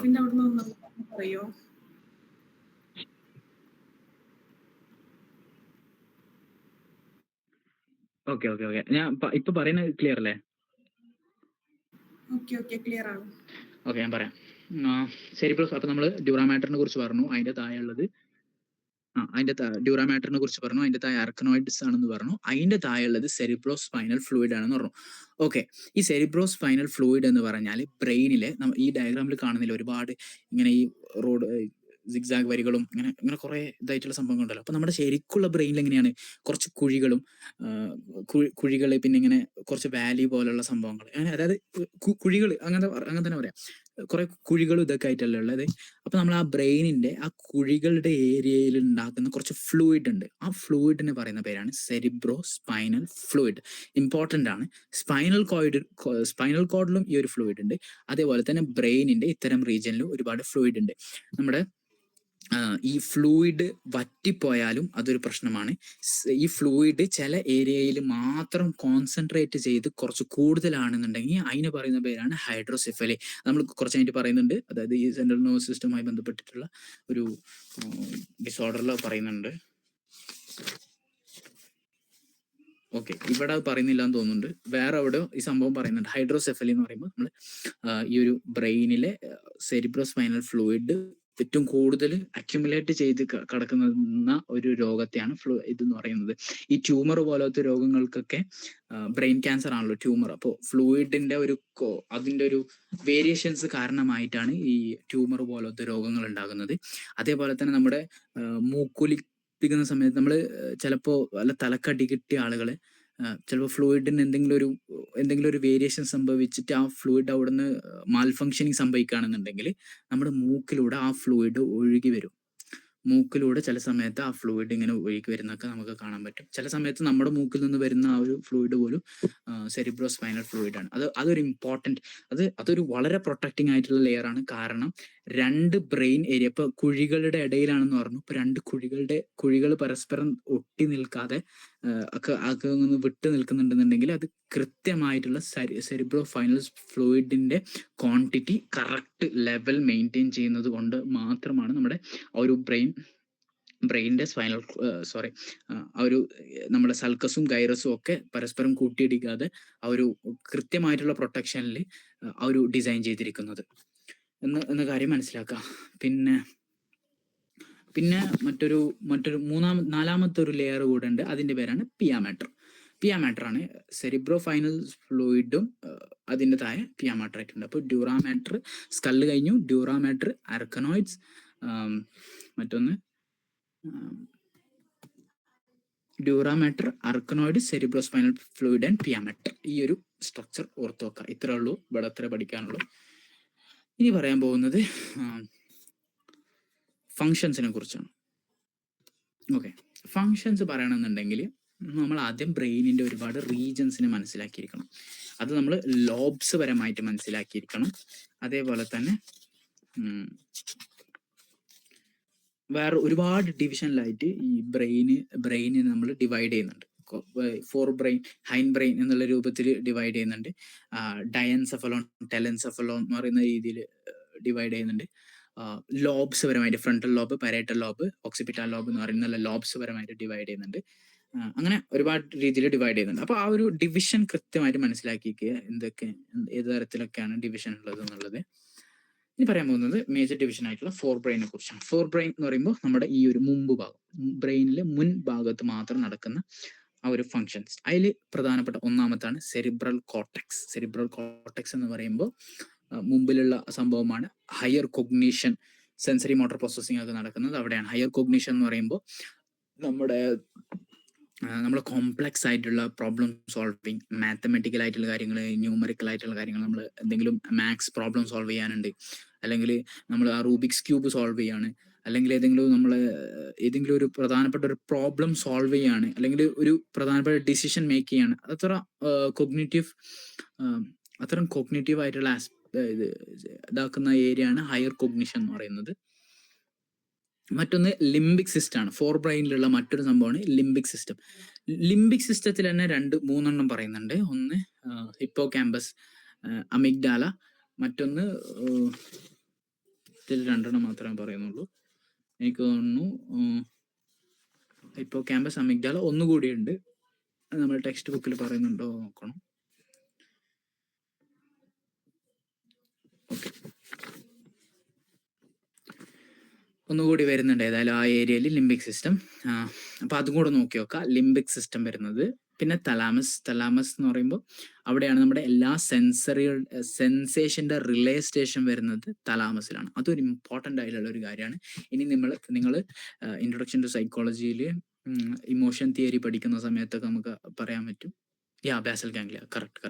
അപ്പൊ hippocampus, amygdala and basal ganglia, ഇത് മൂന്നെണ്ണമാണ് ലിംബിക് സിസ്റ്റത്തിൽ വരുന്നത്. അത് ഓർത്തു വെക്കാം. Very good. പിന്നെ തലാമസ് എന്ന് പറയുമ്പോൾ തലാമസിലാണ് എല്ലാവിധ സെൻസേഷന്റെ റിലേ സ്റ്റേഷനുള്ളത്. എന്ന് വെച്ചാൽ നമ്മുടെ വിഷൻ വരുന്നു, വിഷനിലൂടെ കിട്ടുന്ന എല്ലാ സെൻസേഷനും ആദ്യം പോയി നിൽക്കുന്നത് തലാമസിലായിരിക്കും. എന്നിട്ടാണ് അത് ഓക്സിപിറ്റൽ ലോബിലേക്ക് പോകുക. അവിടെയുള്ള ഓപ്റ്റിക് ട്രാക്ട് വഴി ഓക്സിപിറ്റൽ ലോബിലേക്ക് പോകുന്നത് ആദ്യം തലാമസിൽ വന്നിട്ട്, തലാമസിനെ ഒരു സെൻസറി ജംഗ്ഷൻ ആയിട്ടാണ് കൂട്ടുക. എല്ലാവിധ, ഇപ്പോൾ വിഷൻ ആണെന്നുണ്ടെങ്കിലും ഓഡിഷൻ ആണെന്നുണ്ടെങ്കിലും എല്ലാം കൃത്യം വന്നിട്ട് ആദ്യം നിൽക്കുന്നത് തലാമസിലാണ്. എന്നിട്ടാണ് അങ്ങോട്ട് പോകുക. അപ്പൊ തലാമസ് നോട്ട് ചെയ്ത് നോക്കുക. ഹൈപ്പോ തലാമസ് പറയുമ്പോൾ തലാമസിന്റെ കുറച്ച് താഴെയുള്ള ഒരു ചെറിയ, തലാമസിന്റെ അത്ര പോലും ഇല്ലാത്ത ഒരു ചെറിയ സംഭവം, അവിടെയാണ് ഹോമിയോസ്റ്റാസിസ് എന്ന് പറയുന്ന ഒരു പ്രോസസ്സ് ഉള്ളത്. ഹോമിയോസ്റ്റാസിസ് എന്ന് പറയുമ്പോൾ നമ്മുടെ ശരീരത്തിന് ഇപ്പൊ എനിക്ക് ദാഹിക്കുന്നുണ്ട് വിചാരിച്ചോ. അപ്പോൾ ദാഹിക്കുകയാണെന്നുണ്ടെങ്കിൽ എൻ്റെ ഒരു നമ്മളെ ഒരു ബാലൻസ് ആയിട്ടുള്ള ഒരു സ്റ്റേറ്റിനെയാണ് ഹോമിയോസ്റ്റാറ്റിസ് എന്ന് പറയുന്നത്. അതായത് ഇപ്പൊ എനിക്ക് ദാഹിക്കുന്നൊന്നുമില്ല, അപ്പോൾ ഓൾറൈറ്റ്, ഉറക്കം വരുന്നില്ല, ദാഹിക്കുന്നില്ല, വിശക്കുന്നില്ല, അങ്ങനെ പോവാണെന്നുണ്ടെങ്കിൽ എൻ്റെ ഹോമിയോസ്റ്റാറ്റിസ് ഓക്കെയാണ്, ക്ലിയർ ആയി നടക്കുന്നുണ്ട്. ഇനി അവിടെ എന്തെങ്കിലുമൊക്കെ ഒരു വേരിയേഷൻ സംഭവിക്കണം, അല്ലെങ്കിൽ ആ ബാലൻസ് തെറ്റാണ്, അല്ലെ എനിക്ക് ദാഹിക്കാണെന്ന് പറയുമ്പോൾ ഹോമിയോസ്റ്റാറ്റിസ് തെറ്റാണ്. കാരണം എനിക്കൊരു നീഡിന് ആവശ്യം വരുന്നു, വെള്ളം എന്നുള്ള ഒരു നീഡിന് ആവശ്യം വരുന്നുണ്ട്. അപ്പോൾ ഹോമിയോസ്റ്റാറ്റിസ് തെറ്റുന്നു. അപ്പൊ ഹൈപ്പോ തലാമസ് ആണ് നിനക്ക് ദാഹിക്കുന്നുണ്ട്, വെള്ളം കുടിക്കുക എന്ന് പറയുന്ന ആ ഒരു ഇൻഫർമേഷൻ തരുന്നത്. അല്ലെങ്കിൽ ഹങ്കർ തിയറി, ഹങ്കറിൽ ഒരു 3-4 തിയറികൾ പറയുന്നുണ്ട്. സെക്സ് ഡ്രൈവിനെ കുറിച്ച്, നമുക്ക് സെക്സ് ചെയ്യണം എന്ന് പറയുന്ന ഹ്യൂമൻ നീഡിനെ കുറിച്ച് പറയുന്നത് ഹൈപ്പോതലാമസ് ആണ്. നമുക്ക് ഹങ്കർ ഉണ്ടാവുന്നുണ്ട്, അതുകൊണ്ട് വിശക്കുന്നുണ്ട്, ഭക്ഷണം കഴിക്കണം എന്ന് പറഞ്ഞു തരുന്നത് ഹൈപ്പോതലാമസ് ആണ്. പിന്നെ നമ്മുടെ പ്രധാനപ്പെട്ട ഹോർമോൺ റെഗുലേഷൻസ്, എൻഡോക്രൈൻ സിസ്റ്റം, നമ്മൾ പറയും പിറ്റ്യൂട്ടറി ഗ്ലാൻഡ് ആണല്ലോ മാസ്റ്റർ ഗ്ലാൻഡ്. അതായത് എല്ലാവിധ ഗ്ലാൻഡുകളെയും കൺട്രോൾ ചെയ്യുന്നത് പിറ്റ്യൂട്ടറി ഗ്ലാൻഡ് ആണ്. പിറ്റ്യൂട്ടറി ഗ്ലാൻഡിനെ കണക്ട് ചെയ്തിരിക്കുന്നത് ഇൻഫാൻഡിബുലം വഴിയിലൂടെയാണ് ഹൈപ്പോതലാമസിലേക്ക് കണക്ട് ചെയ്തിരിക്കുകയാണ്. അതായത് ഹൈപ്പോതലാമസ് ആണ് പിറ്റ്യൂട്ടറി ഗ്ലാൻഡിനെ തന്നെ സെക്രേറ്റ് ചെയ്യുന്നത്. ഹൈപ്പോതലാമസിലൂടെ കിട്ടുന്ന, അതുകൊണ്ടാണ് ഹൈപ്പോതലാമസ് നമുക്ക് ഈ സെൻട്രൽ നെർവസ് സിസ്റ്റത്തിലും പഠിക്കാറുണ്ട്, എൻഡോക്രൈൻ സിസ്റ്റത്തിലും പഠിക്കാറുണ്ട്. എൻഡോക്രൈൻ സിസ്റ്റത്തിൽ നമ്മൾ ഈ ഹൈപ്പോതലാമസിനെ കുറിച്ച് പറയുന്നുണ്ട്. കാരണം ഹൈപ്പോതലാമസ് പിറ്റ്യൂട്ടറി ഗ്ലാൻഡിനെ സെക്രേറ്റ് ചെയ്യുന്നതിൽ തന്നെ റോളുണ്ട്. മാത്രമല്ല ഓക്സിറ്റോസിൻ, വാസോപ്രസിൻ പോലത്തെ പ്രധാനപ്പെട്ട ന്യൂറോ ട്രാൻസ്മിറ്ററുകളെ ഇത് ജനറേറ്റ് ചെയ്യുന്നതും ഈ ഹൈപ്പോതലാമസ് ആണ്. അപ്പോൾ ഹൈപ്പോതലാമസിന് വലിയ റോളുണ്ട്. ആ കാര്യം മനസ്സിലാക്കുക. ഹോമിയോസ്റ്റാറ്റിസ്, പിന്നെ ഹോർമോൺ റെഗുലേഷൻ. ആ ഹോർമോൺ ഞാൻ കുറിച്ച് പറഞ്ഞു. ഓക്സിറ്റോസിൻ എന്ന് പറയുന്ന ഹോർമോൺ ആൻഡ് ഓൾസോ വാസോപ്രസിൻ എന്ന് പറയുന്ന ഈ രണ്ട് ഹോർമോൺ പ്രൊഡ്യൂസ് ചെയ്യുന്നത് ഹൈപ്പോതലാമസ് ആണ്. ആ കാര്യം നോട്ട് ചെയ്ത് വെക്കാം. പിന്നെ ലിംബിക് സിസ്റ്റം, ഹൈപ്പോതലാമസ്, ഇത് 3 കഴിഞ്ഞു. ഇതിൽ തന്നെ നമ്മൾ ഈ പറഞ്ഞ ഈ 4 കാര്യങ്ങളിൽ തന്നെ ഈ ടെലെൻസെഫലോൺ ഉണ്ട്, ഡയൻസെഫലോൺ ഉണ്ട്. അപ്പൊ ടെലെൻസെഫലോണിൽ പെട്ടതാണ് cerebral cortex, basal ganglia, limbic system. ഇതിൽ ബാസൽ ഗാംഗ്ലിയ പറയുന്നില്ല, നേരത്തെ ഇവിടെ ഓർമ്മിപ്പിച്ചതുപോലെ തന്നെ basal ganglia, limbic system, cerebral cortex ടെലെൻസെഫലോണിൽ വരുന്നു. നമ്മൾ ടെക്സ്റ്റ് ബുക്കിൽ പറയുന്നുണ്ട്. ഡയൻസെഫലോണിൽ വരുന്നതാണ് തലാമസ് ആൻഡ് ഹൈപ്പോതലാമസ്. അപ്പോൾ ഈ 5-ൽ 4 പറയുന്നുള്ളൂ. 5 റീജൻസ് ഓർത്ത് വെക്കുക. ഇതിന്റെ അതായത് സെറിബ്രൽ കോർട്ടെക്സിന് വോളണ്ടറി മൂവ്മെന്റിൽ റോൾ ഉണ്ട്. ലിംബിക് സിസ്റ്റത്തിന് ഞാൻ ഹിപ്പോ ക്യാമ്പസിന് അമിഗ്ഡാലിന്റെ പ്രത്യേകത പറഞ്ഞിട്ടില്ല. ഓക്കെ, ഹിപ്പോ ക്യാമ്പസ് മെമ്മറിയുമായി ബന്ധപ്പെട്ടിട്ടും അമിഗ്ഡാല ഇമോഷനുമായി ബന്ധപ്പെട്ടിട്ടാണ്. ഇവിടെ ഇമോഷൻ മെമ്മറി എന്നുണ്ട്, ഹിപ്പോ ക്യാമ്പസ് ആൻഡ് അമിഗ്ഡാല എന്നുണ്ട്. അതിൽ ഹിപ്പോ ക്യാമ്പസ് മെമ്മറിയുമായി ബന്ധപ്പെട്ടിട്ടാണ്, അമിഗ്ഡാല ഇമോഷനുമായി ബന്ധപ്പെട്ടിട്ടാണ്. പിന്നെയുള്ള ബാസൽ ഗാംഗ്ലിയ. അപ്പോൾ സെറിബ്രൽ കോർട്ടക്സിന് ബാസൽ ഗാംഗ്ലിയയുടെ പ്രത്യേകത പറഞ്ഞില്ല. ബാസൽ ഗാംഗ്ലിയയിലാണ് പ്രധാനപ്പെട്ട വോളണ്ടറി മൂവ്മെന്റുകൾ കൂടെ ഉള്ളത്. അതുകൂടെ നോട്ട് ചെയ്ത് വെച്ചിരിക്കുക. 5ാമത്തെ ഏരിയ ആണ്, അതിന്റെ പ്രധാനപ്പെട്ട ഫംഗ്ഷൻ ആണ് വോളണ്ടറി മൂവ്മെന്റ്. അത് നോട്ട് ചെയ്ത് വെക്കുക. അപ്പോൾ ഈ സെറിബ്രൽ കോർട്ടക്സിന് തന്നെ വോളണ്ടറി മൂവ്മെന്റിൽ റോൾ ഉണ്ട്.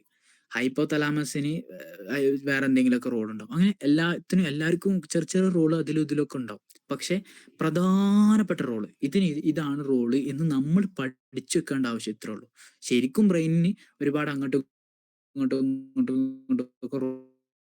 റോൾ ഉണ്ടാവും, അങ്ങോട്ടും ഇങ്ങോട്ടും ഫംഗ്ഷൻ ഉണ്ടാവും. പക്ഷെ ഈ സംഭവങ്ങൾ ബാസൽ ഗാംഗ്ലിയ എന്ന് പറയുമ്പോൾ വോളണ്ടറി മൂവ്മെന്റ് ഓർത്ത് വെക്കുക. സെറിബ്രൽ കോർട്ടെക്സ് എന്ന് പറയുമ്പോൾ ഡിസിഷൻ മേക്കിംഗ്, അങ്ങനെ സാധനങ്ങൾ ഓർത്ത് വെക്കുക. ഹിപ്പോ ക്യാമ്പസ് എന്ന് പറയുമ്പോൾ ഒരു ചിന്തയും വേണ്ട, മെമ്മറി തന്നെ. ഹിപ്പോ ക്യാമ്പസ് എന്ന് പറയുമ്പോൾ മെമ്മറി തന്നെയാണ്. അമിഗ്ഡാല എന്ന് പറയുമ്പോൾ ഇമോഷൻ ആണ്. തലാമസ് എന്ന് പറയുമ്പോൾ ഈ സെൻസേഷന്റെ റിലേ സ്റ്റേഷൻ ആണ്. ഹൈപ്പോതലാമസ് എന്ന് പറയുമ്പോൾ ഇത്തരം ഹോമിയോസ്റ്റാറ്റിക്, ശങ്കർ, അങ്ങനത്തെ കാര്യങ്ങൾ, സെക്സ് ഡ്രൈവ്, ആ സാധനങ്ങൾ ഓർത്ത് വെക്കുക. അപ്പോൾ അത് ഹൈപ്പോതലാമസ് ആണ്. അപ്പോൾ ഫോർ ബ്രെയിൻ്റെ മനസ്സിൽ പറഞ്ഞു. അതിനുശേഷം പറയാൻ പോകുന്നത് മിഡ് ബ്രെയിൻ ആണ്. മിഡ് ബ്രെയിൻ എന്ന് പറയുമ്പോൾ ഏകദേശം മധ്യ ഏരിയയിലുള്ള ബ്രെയിനെ കുറിച്ചാണ് പറയുന്നത്. അതായത് ഉള്ളിലുള്ള ഏരിയ. ഇതാ ഇവിടെ കാണിക്കുന്നുണ്ട്, ടെക്ടം ടെഗ്മെന്റം. ഈ മിഡ് ബ്രെയിൻ എന്ന് പറയുമ്പോൾ ബ്രെയിനിന്റെ ഉള്ളിലുള്ള ആ ഒരു ഏരിയ, അതിന്റെ ആ ഏരിയ മാത്രം ഒന്ന് ചെറുതാക്കിയിട്ട് ഇവിടെ നിങ്ങളെ PPT-യിൽ കൊടുത്തിട്ടുണ്ട്. അതും കൂടെ ഒന്ന് നോക്കാം. അതിലുള്ള 2 പ്രധാനപ്പെട്ട കാര്യമാണ്. ഒന്ന് ടെക്ടം ആൻഡ് ടെഗ്മെന്റം. ടെക്ടത്തിലാണ് visual, auditory reflex, superior, inferior colliculi ഉള്ളത്. അത് പറയാം. ടെഗ്മെന്റത്തിലാണ് മോട്ടോർ കൺട്രോൾ, സബ്സ്റ്റാൻഷ്യൻ നിഗ്രയാണ് ഡോപ്പമൈൻ പ്രൊഡക്ഷൻ ഉണ്ടാക്കുന്നത്. അതായത് ടെക്ടത്തിൽ വിഷ്വൽ ഉണ്ട്, ഓഡിറ്ററി ഉണ്ട്. സുപ്പീരിയർ കോളിക്ലൈ നമ്മൾ നേരത്തെ നമ്മൾ ഈ വിഷനും ഓഡിഷനും പറയുന്ന സമയത്ത് പറയും, വിഷനിലൂടെ കിട്ടുന്ന സെൻസേഷൻ ആദ്യം വരുന്നത് തലാമസിലേക്കാണെന്ന് പറഞ്ഞു. പിന്നെ ഈ ടെഗ്മെന്റത്തിലേക്കും വരും. അപ്പോൾ ടെക്ടത്തിൽ തന്നെ 2 ഉണ്ട്. ഒന്ന് സുപ്പീരിയറും ഇന്നൊന്ന് ഇൻഫീരിയറും.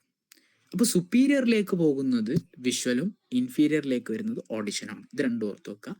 സുപ്പീരിയർ കോളിക്ലൈയിലേക്ക് വരുന്നത് വിഷനും, ഇൻഫീരിയർ കോളിക്ലൈയിലേക്ക് വരുന്നത് ഓഡിഷനുമാണ്. ഈ 2 കാര്യങ്ങൾ ഓർത്ത് വെക്കുക. ഇത് 2 ഉള്ളത് ടെക്ടത്തിലാണ്. ഇനിയൊരു സംഭവമാണ് ടെഗ്മെന്റം. ടെഗ്മെന്റത്തിലാണ് മോട്ടോർ കൺട്രോൾ ഉള്ളത്. അതിലുള്ള മറ്റൊരു സാധനമാണ് substantia nigra. Substantia നിഗ്രയാണ് dopamine produce ചെയ്യുന്ന ആ ഒരു സ്ട്രക്ചർ. അത് അത്രേ ഉള്ളൂ മിഡ് ബ്രെയിനിൽ പറയാനുള്ളത്.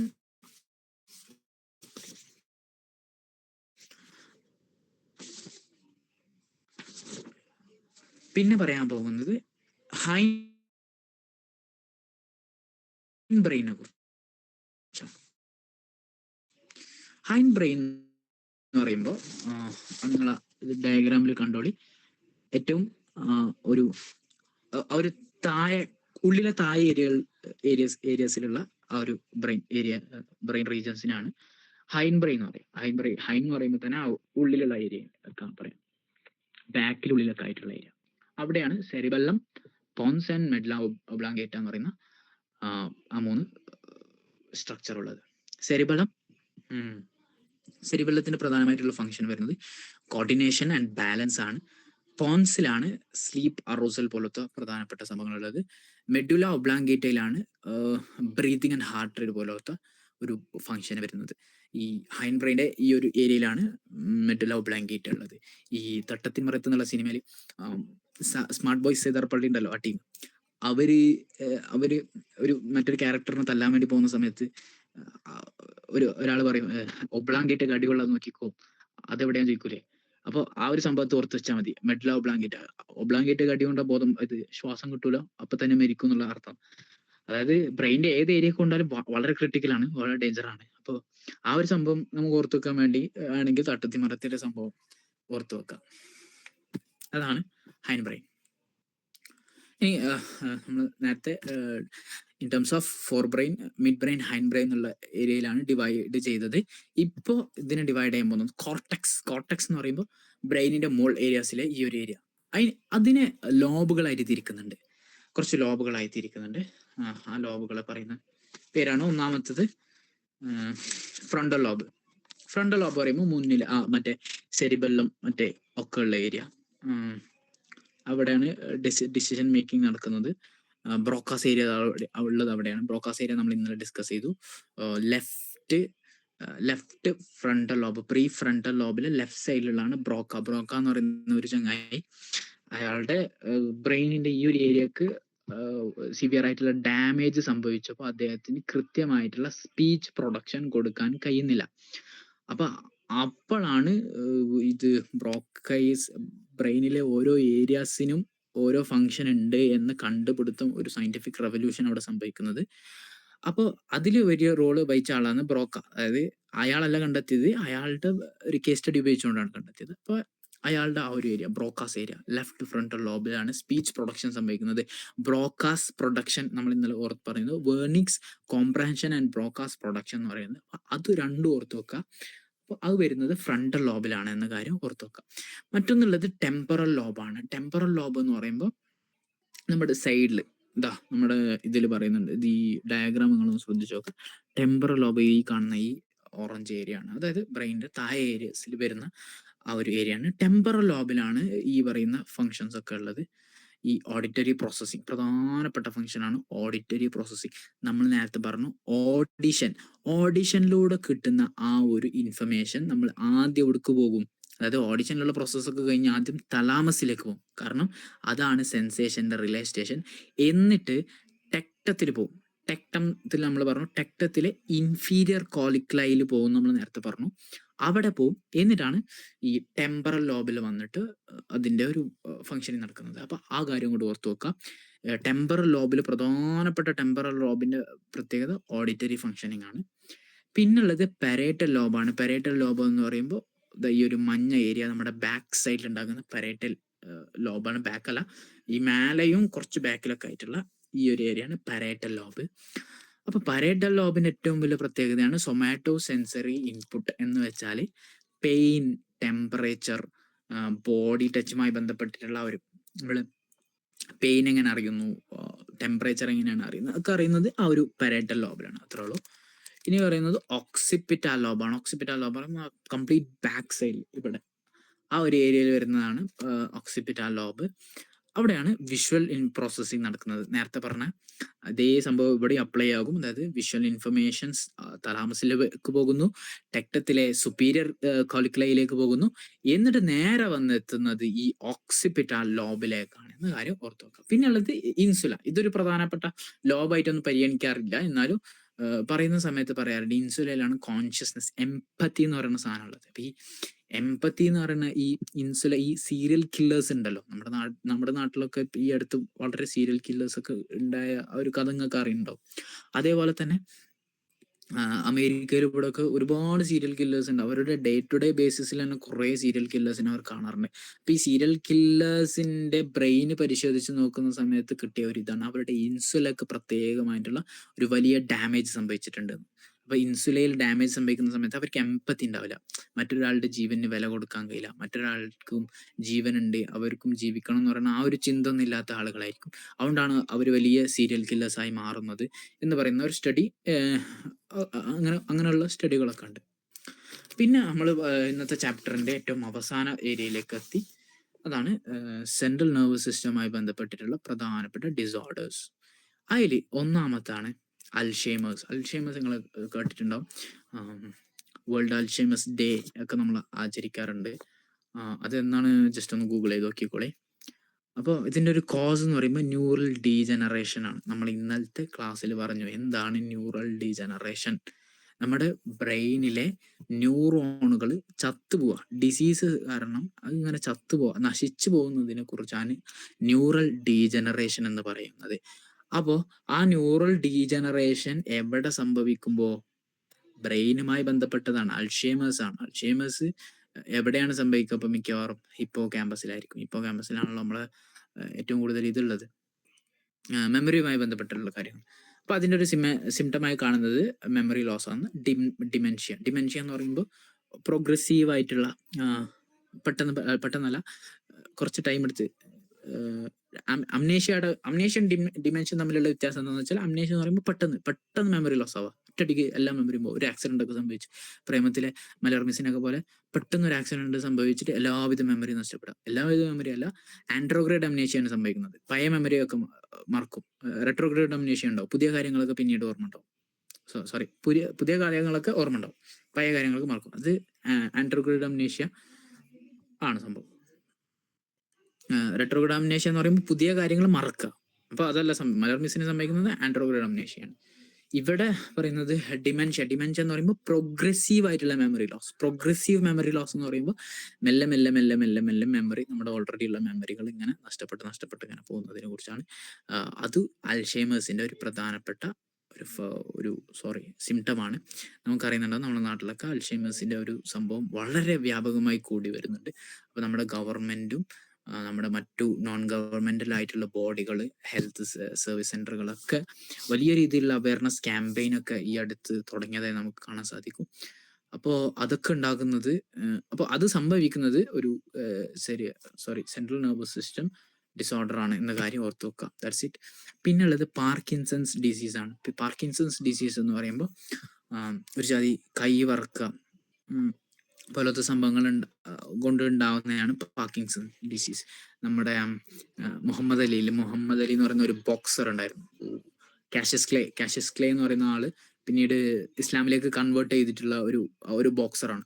ആ ബോക്സറിന് ഇതേതരം ഒരു പാർക്കിൻസൺസ് ഡിസീസ് ഉണ്ടായ ആളാണ്. അതെങ്ങനെയാണ് സംഭവിക്കുന്നത് വെച്ചാൽ loss of dopamine activity, dopamine low ആവാണ്, ഡോപ്പമൈൻ ഹൈപ്പോതിസിസ് എന്നൊക്കെ പറയും. ഡോപ്പമൈൻ പ്രൊഡ്യൂസ് ചെയ്യുന്നത് ലോ ആവുമ്പോൾ, കാരണം ഡോപ്പമൈന് രണ്ട് റോളുകൾ, പ്രധാനപ്പെട്ട രണ്ട് റോൾ, ഒന്ന് റിവാർഡും മറ്റൊന്ന് വോളണ്ടറി മൂവ്മെന്റുകൾ വോളണ്ടറി ആയിട്ടുള്ള മൂവ്മെന്റ് കൺട്രോൾ ചെയ്യാൻ പറ്റുന്നതും മറ്റൊന്ന് റിവാർഡുമാണ്. അപ്പം എക്സസീവ് ആയിട്ടുള്ള ഡോപ്പമൈൻ പ്രൊഡ്യൂസ് ചെയ്യുകയാണെന്നുണ്ടെങ്കിൽ നമുക്ക് സ്കിസോഫ്രീനിയ പോലത്തെ രോഗം ഉണ്ടാവും. വലിയ സ്കിസോഫ്രീനിയ, നിങ്ങൾ അബ്നോർമൽ പഠിക്കുന്ന സമയത്ത് പഠിക്കും എന്താണ് സ്കിസോഫ്രീനിയ എന്നുള്ളത്. അപ്പോൾ എക്സസീവ് ആയിട്ടുള്ള ഡോപ്പമൈൻ ഉണ്ടാവുകയാണെന്നുണ്ടെങ്കിൽ അത് സ്കിസോഫ്രീനിയ ആയിരിക്കും. ലോ ഡോപ്പമൈൻ കുറവാണ് ആവുന്ന സമയത്തായിരിക്കും പാർക്കിൻസൺസ് ഡിസീസ് ഉണ്ടാവുക. അപ്പോൾ ഈ ഒരു കാര്യം ആലോചിച്ച് നോക്കുക. നമ്മൾ ഇന്നലെ ന്യൂറോ ട്രാൻസ്മീറ്റർ പറയുന്ന സമയത്ത് ചില ന്യൂറോ ട്രാൻസ്മീറ്റർ ചില ഡിസോർഡറുമായി ബന്ധപ്പെട്ടാണ് എന്ന് നമ്മൾ പറഞ്ഞു. അപ്പോൾ അൽഷൈമേഴ്സ് എന്തുമായി ബന്ധപ്പെട്ടതാണ് എന്ന് നമ്മൾ പറഞ്ഞു? അസിറ്റിൽ കോളിനുമായി ബന്ധപ്പെട്ടതാണ്. അസിറ്റിൽ കോളിൻ കുറയുമ്പോഴാണ് അൽഷൈമേഴ്സ് ഉണ്ടാകുന്നത് എന്ന് പറഞ്ഞു. അതേപോലെ പാർക്കിൻസൺസും നമ്മൾ പറഞ്ഞിരുന്നു ഇന്നലെ തന്നെ. പാർക്കിൻസൺസ് എങ്ങനെയാണ് ഉണ്ടാകുന്നത്? ഡോപ്പമൈനിന്റെ ലെസ് പ്രൊഡ്യൂസ് കാരണമാണ് പാർക്കിൻസൺസ് ഡിസീസ് ഉണ്ടാകുന്നത്. അതേപോലെ ഡോപ്പമൈൻ കൂടുമ്പോഴാണ് സ്കിസോഫ്രീനിയ ഉണ്ടാകുന്നത് എന്ന് പറയുന്ന കാര്യം ജസ്റ്റ് ഒന്ന് ഓർത്ത് വെച്ചാൽ മതി. അപ്പോൾ പാർക്കിൻസൺസ് ഡിസീസ് ഏത് ഡിസോർഡറുമായി ബന്ധപ്പെട്ടിട്ടുള്ളതാണ്? ഏത് ന്യൂറോ ട്രാൻസ്മിറ്ററുമായി ബന്ധപ്പെട്ടിട്ടുള്ളതാണ്? ഡോപ്പമൈൻ ആണ്. അൽഷൈമേഴ്സ് ഏതുമായി ബന്ധപ്പെട്ടിട്ടുള്ളതാണ്? അസിറ്റൈൽ കോളിനുമായി ബന്ധപ്പെട്ടിട്ടുള്ളതാണ്. അപ്പോൾ ട്രീമേഴ്സ്, റിജിഡിറ്റി പോലത്തെ സിംറ്റംസ് ആണ് പാർക്കിൻസൺസിൽ ഉള്ളത്. പിന്നെ ഉള്ളത് സ്ട്രോക്ക് ആണ്. സ്ട്രോക്ക് എന്ന് പറയുമ്പോൾ interruption of blood flow to the brain. അപ്പോൾ ബ്ലഡ് ഫ്ലോ, ബ്രെയിനിലെ ന്യൂറൽ ആക്ടിവിറ്റിക്കും മറ്റു എല്ലാ ഫങ്ഷനിങ്ങിനും ബ്ലഡ് ഓക്സിജൻ ഫ്ലോ. നമ്മൾ മിഞ്ഞാന്ന് ബ്ലഡ് ഫ്ലോ കണ്ടുപിടിക്കാനുള്ള ന്യൂറോ ഇമാജിനിങ് ടെക്നിക്ക് പറഞ്ഞിരുന്നു. ഏതാ പറഞ്ഞിരുന്നത്? നിങ്ങൾ ഓർമ്മയിലുണ്ടാവോ? ഇല്ലെങ്കിൽ ഞാൻ തന്നെ പറയാം. FMRI ഉപയോഗിച്ചുകൊണ്ടാണ് FMRI ടെക്നിക്ക് ഉപയോഗിച്ചുകൊണ്ടാണ് ബ്രെയിനിലെ ബ്ലഡ് ഫ്ലോ, ഓക്സിജൻ ഫ്ലോവും ബ്ലഡ് ഫ്ലോവും കണ്ടെത്തുന്ന ഒരു ന്യൂറോ ഇമാജിനിങ് ടെക്നിക്ക് FMRI ആണ്. അപ്പോൾ ആ ഒരു ബ്ലഡ് ഫ്ലോ ഒരു ബ്രെയിനിലെ പ്രത്യേക റീജൻസിലേക്ക് എത്തുന്നില്ല. അപ്പോൾ ആ ഏരിയാസൊക്കെ, ആ ന്യൂറോണുകളൊക്കെ ചത്തുപോകും, നശിച്ചു പോകും. അപ്പോഴാണ് എന്തുണ്ടാവുക? സ്ട്രോക്ക് ഉണ്ടാവുക. ഒന്നുകിൽ ആ ബ്ലഡിന്റെ ഞരമ്പ് പൊട്ടി, അല്ലെങ്കിൽ ആ ഒരു ഏരിയ പൊട്ടി, ആ ഒരു കണക്ഷൻ പൊട്ടി ബ്ലഡ് വേറെ എവിടേക്കെങ്കിലും പോകുന്നു, അല്ലെങ്കിൽ ആ ബ്ലഡ് വരുന്നിടത്ത് എന്തെങ്കിലും ബ്ലോക്ക് സംഭവിച്ചിട്ട് ഈ ഏരിയാസിന് ബ്ലഡ് കിട്ടുന്നില്ല. അങ്ങനെ ഇരിക്കുന്ന സമയത്താണ് സ്ട്രോക്ക് സംഭവിക്കുക. സ്ട്രോക്ക് സംഭവിക്കുന്ന സമയത്ത് പാരാലിസിസ് ഉണ്ടാവും. പാരാലിസിസ് എന്ന് പറയുമ്പോൾ യാതൊരു തരത്തിലും നമ്മുടെ കുടുംബത്തിൽ തന്നെ, നമ്മുടെ നാടുകളിൽ തന്നെ വളരെ വ്യാപകമായിട്ടുള്ള ഒരു സംഭവം തന്നെയാണ് സ്ട്രോക്ക്. നിങ്ങൾക്ക് കൃത്യമായി അറിയുന്നുണ്ടാവും എന്താണ് സ്ട്രോക്ക് എന്ന് പറയുന്നതും എന്ത് സംഭവിച്ചിട്ടുണ്ടാവും എന്ന് പറയുന്നതും. അഫേസിയ എന്ന് പറയുമ്പോൾ ലാംഗ്വേജുമായി ബന്ധപ്പെട്ട് നമുക്ക് ലാംഗ്വേജ് ഇപ്പോൾ സ്ട്രോക്ക് ബാധിച്ച ആൾക്ക് ചിലപ്പോൾ ഒരു സൈഡിലേക്ക് ഒരു സൈഡിലേക്ക് ഇങ്ങനെ പോയിട്ടുണ്ടാവും. അതായത് റൈറ്റ് സൈഡ് കൊളാപ്സ് ചെയ്ത ഒരാൾ ഉണ്ടാവുന്നത് ലെഫ്റ്റ് സൈഡിലായിരിക്കും. അത് നമ്മൾ അടുത്ത ചാപ്റ്ററിൽ, ഹെമിസ്ഫെറിക് സ്പെഷ്യലൈസേഷൻ എന്ന് പറയുന്ന ഒരു ചാപ്റ്റർ ഉണ്ട് ബയോസൈക്കിൾ തന്നെ. ആ ചാപ്റ്ററിൽ പറയുന്നുണ്ട് എങ്ങനെയാണ് ഈ നമ്മുടെ ബ്രെയിൻ കണക്ഷനും ബോഡിയുമായി ബന്ധപ്പെട്ടിരിക്കുന്നത്. ലെഫ്റ്റ് ബ്രെയിൻ ഏരിയാസ് ആണ് റൈറ്റ് സൈഡിനെ കൺട്രോൾ ചെയ്യുന്നത്, റൈറ്റ് ബ്രെയിൻ ഏരിയാസ് ആണ് ലെഫ്റ്റ് സൈഡിനെ കൺട്രോൾ ചെയ്യുന്നത് പറഞ്ഞിട്ട് ഒരു കോൺട്രാലാറ്ററൽ ആയിട്ടുള്ള ഒരു ഇത് പറയുന്നുണ്ട്. അപ്പൊ നമ്മൾ സ്ട്രോക്ക് സംഭവിച്ചു, റൈറ്റ് സൈഡിൽ സ്ട്രോക്ക് സംഭവിച്ചു എന്നുണ്ടെങ്കിൽ ലെഫ്റ്റ് ആയിട്ടുള്ള ലെഫ്റ്റ് ഹെമിസ്ഫിയറിക് ബ്രെയിനിനാണ് തകരാറ് സംഭവിച്ചത് കൊണ്ടാണ് അങ്ങനെ സംഭവിക്കുന്നത്. അപ്പൊ ആ കാര്യം ഓർത്തു വെക്കുക. പിന്നെ ഉള്ളത് മൾട്ടി സ്കെലറോസിസ് എന്ന് പറയുന്ന ആ ഒരു രോഗം. അതൊരു auto immune attack on myelin sheath. Myelin sheath എന്ന് പറയുമ്പോൾ ഈ മൈലിൻ ഷീത്ത് ഉണ്ടല്ലോ, നമ്മുടെ ആക്സോണിനെ പ്രൊട്ടക്ട് ചെയ്ത് നിർത്തുന്ന മൈലിൻ ഷീത്ത്. നിങ്ങൾക്ക് അറിയുന്നുണ്ടോ? ആക്സോൺ നോട്ട്സ് ഓഫ് റൺവെയർ എന്ന് പറയുന്നത് നമ്മൾ ആ സംഭവം അത് ഓർക്കണില്ലേ? ആ സാധനം, അതായത് ന്യൂറോണിന്റെ ആക്സോൺ ഇങ്ങനെ ഉണ്ടാകുന്ന ആ ആക്സോണിനെ കവർ ചെയ്യുന്ന, അതിനൊരു പ്രൊട്ടക്റ്റിംഗ് ഇത് ഷീൽഡ് നൽകുന്ന മൈലിൻ ഷീത്ത്. ആ മൈലിൻ ഷീത്തിന്റെ ഇമ്മ്യൂണിറ്റിക്ക് പ്രശ്നം സംഭവിക്കണം. അതായത് അവിടെ അടുത്തുണ്ടാകുന്ന ഗ്ലയൽ സെൽസിന് അവിടെ ഉണ്ടാകുന്ന ആ ഒരു പ്രൊട്ടക്ഷൻ കൊടുക്കാൻ കഴിയാത്ത ഒരു അവസ്ഥ. ഓട്ടോ ഇമ്മ്യൂൺ എന്ന് പറയുമ്പോൾ നമ്മുടെ ഇമ്മ്യൂണിറ്റിയെ നശിപ്പിക്കുന്ന ഓട്ടോ ഇമ്മ്യൂൺ ഡിസീസ് നിങ്ങൾക്ക് അറിയില്ലേ? ഓട്ടോ ഇമ്മ്യൂണിറ്റിയെ നശിപ്പിക്കുക, നമ്മുടെ ഇമ്മ്യൂണിറ്റി പവർ. ഈ കൊറോണ വന്ന സമയത്ത് കൊറോണക്കുള്ള ഏറ്റവും വരുന്ന ആന്റിഡോട്ട് നമുക്ക് കൊടുക്കാൻ പറ്റുന്നുണ്ടെങ്കിൽ അത് ഇതാണെന്ന് പറഞ്ഞു, എന്ത് ഇമ്മ്യൂണിറ്റി ആണെന്ന് പറഞ്ഞു. അതായത് നമ്മൾ ഹെൽത്തി ആയിരിക്കാം, നമ്മൾ അതിനെ കോപ്പ് ചെയ്യാൻ ഒരുപാട് മെഡിസിൻ സാധനങ്ങളൊന്നും നമ്മൾ കയറ്റണമെന്നില്ല. പക്ഷെ നമുക്കത് നേരിടാനുള്ള ഒരു ഇമ്മ്യൂണിറ്റി പവർ നമുക്ക് ഉണ്ടായാൽ മതി എന്ന് ആ സമയത്ത് ഇങ്ങനെ പറഞ്ഞു. നമ്മൾക്ക് വാക്സിൻ തന്നിരുന്ന തന്നെ നമ്മുടെ ഇമ്മ്യൂണിറ്റി പവർ കൂട്ടാൻ വേണ്ടിയിട്ടായിരുന്നു. അപ്പോൾ ഓട്ടോ ഇമ്മ്യൂൺ എന്ന് പറയുമ്പോൾ നമ്മുടെ ഇമ്മ്യൂണിറ്റി നശിപ്പിക്കുന്ന ഒരു തരം ഡിസീസാണ് ഓട്ടോ ഇമ്മ്യൂൺ ഡിസീസ്. അപ്പോൾ ഈ ഓട്ടോ ഇമ്മ്യൂൺ ഡിസീസ് സംഭവിച്ച ആളുകൾ നിങ്ങൾക്ക് അറിയണ്ടാവും, ജസ്റ്റ് 5 or 10 yearsലുള്ള അവർ മരിച്ചു പോകും. അങ്ങനെ സീരിയസ് ആയിട്ടുള്ള ഒരു പ്രശ്നമുള്ളതാണ് അത്. അതിനാണ് മൾട്ടിപ്പിൾ സ്കെലറോസിസ് എന്ന് പറയാം. അത് എങ്ങനെ സംഭവിക്കും? ഒന്ന്, അതിന്റെ സിംറ്റംസ് പ്രധാനമായി പറയുന്നത് മസിൽ വീക്ക്നെസ് ആണ്. അതായത് നമ്മുടെ ഈ മസിൽ കൊണ്ട് ഒന്നും ചെയ്യാൻ കഴിയില്ല, നമ്മൾ ആ മസിൽ മൊത്തത്തിൽ വീക്കായി പോകുന്നു. പിന്നെ വിഷൻ ലോസ് ഉണ്ടാക്കുന്നു. വിഷൻ എന്ന് പറയുന്ന ഒരു സംഭവം ലൂസായി പോകുന്നു. അതാണ് പ്രധാനപ്പെട്ട. ഇതിൽ പറയുന്ന മറ്റൊരു സംഭവമുണ്ട്, സെറിബ്രൽ പാൾസി. നമ്മുടെ ടെക്സ്റ്റ് ബുക്കിൽ പറയുന്നത് സെറിബ്രൽ പാൾസി, സീസർ ഡിസോർഡർ, അംനീഷ്യം കൂടിയുണ്ട്. സെറിബ്രൽ പാൾസി എന്ന് പറയുമ്പോൾ അത് വളരെ കോമൺ ആയി കാണുന്നത് ചൈൽഡ്ഹുഡിലെ തന്നെ കുട്ടികൾക്ക് ഉണ്ടാകുന്ന ബ്രെയിൻ ഡാമേജ്. ഒന്നുകിൽ ഇൻഫെക്ഷൻ കാരണമാവാം, അല്ലെങ്കിൽ ട്രോമ കാരണമാകാം, അല്ലെങ്കിൽ റെഡ്യൂസ്ഡ് ഓക്സിജൻ സപ്ലൈ കാരണമാവാം. എപ്പോൾ ബേർത്തിന്റെ സമയത്ത്, കുട്ടി ജനിക്കുന്ന സമയത്ത് അമ്മയ്ക്ക് എന്തെങ്കിലും ഇൻഫെക്ഷൻ ഉണ്ടോ, അല്ലെങ്കിൽ ഉമ്മാക്ക് എന്തെങ്കിലും ട്രോമയുണ്ടോ, അല്ലെങ്കിൽ കൃത്യമായിട്ടുള്ള ബ്ലഡ് ഓക്സിജൻ സപ്ലൈ നടക്കുന്നില്ലേ എന്നൊക്കെ ആ ഒരു അവസ്ഥയിലാണ് ഈ ഒരു രോഗം ഉണ്ടാവുക, സെറിബ്രൽ പാൾസി ഉണ്ടാവുക. ഇവിടെ മസിൽ കൺട്രോൾ മൂവ്മെന്റുകളൊക്കെ കുറയുന്നു, പിന്നെ ബോഡിയിൽ പ്രശ്നങ്ങളൊക്കെ സംഭവിക്കുന്നു. അതാണ് സെറിബ്രൽ പാൾസി. പിന്നെ ഉള്ളത് സീസിയർ ഡിസോർഡർ ആണ്, എപ്പിലിപ്സി. നിങ്ങൾക്ക് അറിയണ്ടാവും സീസർ ഡിസോർഡർ ആണ് എപ്പിലിപ്സി എന്ന് പറയുന്ന ഈ നമ്മൾ ഈ അപസ്മാരം എന്ന് പറയുന്നത് വളരെ കോമൺ ആയിട്ട് പറയുന്ന സംഭവം. അതായത് സഡൻ ബസ് ഓഫ് സീസ് that causes A temporary damage functioning of the brain such as changes in consciousness, motor control, muscle contraction. നമ്മുടെ വളരെ നമ്മൾ കോൺഷ്യസ്നെസ്സിന് പെട്ടെന്നൊരു ഒരു ഒരു ജേർക്ക് സംഭവിക്കുന്നത് നിങ്ങൾ കണ്ടിട്ടുണ്ടാവും. ചിലപ്പോൾ ഈ അപസ്മാരം പിടിച്ച ഒരാൾ അവർക്ക് അവരുടെ ഫങ്ഷൻ ചിലപ്പോൾ കൈ ഇങ്ങനെ പിടിച്ചാണെന്നുണ്ടെങ്കിൽ ഇങ്ങനെ നേരായിട്ട് ഇങ്ങനെ അങ്ങോട്ട് പോകും.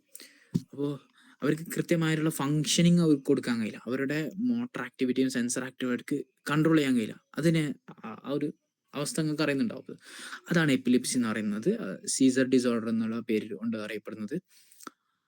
പിന്നെ മറ്റൊന്നാണ് അംനേഷ്യ. അംനേഷ്യയെ കുറിച്ച് നേരത്തെ പറഞ്ഞു, മേജർ ലോസ് ഓഫ് മെമ്മറി ആണ്. അതിൽ തന്നെ ആൻട്രോഗ്രേഡ് അംനേഷ്യ ഉണ്ട്, റെട്രോഗ്രേഡ് അംനേഷ്യ ഉണ്ട്. ആൻട്രോഗ്രേഡ് അംനേഷ്യയെ കുറിച്ച് നമുക്ക് പറഞ്ഞു, അതായത് ബാക്ക്വേർഡ് ആക്റ്റീവ് മെമ്മറി ലോസ് ആവലാണ്. ബാക്ക്വേർഡ് ആക്റ്റീവ് മെമ്മറി എന്ന് പറയുമ്പോൾ പഴയ കാര്യങ്ങൾക്ക് മറന്നു പോവുക. മലർ മിസ്സിന്റെ ഒരു ഉദാഹരണം പറഞ്ഞു. അതേപോലെ റെട്രോ ആക്റ്റീവ് മെമ്മറി എന്ന് പറയുമ്പോൾ അതുവരെ മറന്നതൊക്കെ ഇനി വരാൻ പോകുന്നത് മറക്കുന്നതിനെ കുറിച്ചാണ് റെട്രോ ആക്റ്റീവ് മെമ്മറി എന്ന് പറഞ്ഞു. So that's all.